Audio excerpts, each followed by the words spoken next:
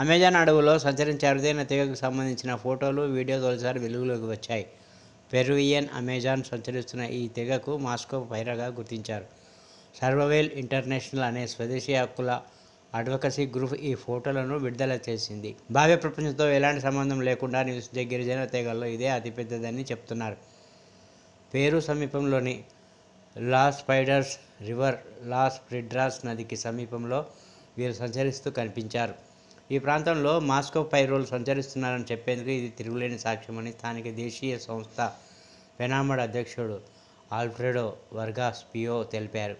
ఈ ప్రాంతాన్ని పరిరక్షించడంలో ప్రభుత్వం విఫలమవడమే కాకుండా లాగింగ్ కంపెనీలకు ఈ ప్రాంతాన్ని విక్రయించదని ఆయన ఆరోపించారు.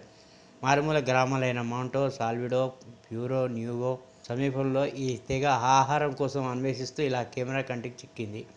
ఈ తెగవారు బయటకు రావడంతో స్థానికులకు వారికి మధ్య పోరాటాలు జరిగే అవకాశం ఉందని పియో ఆందోళన వ్యక్తం చేశారు.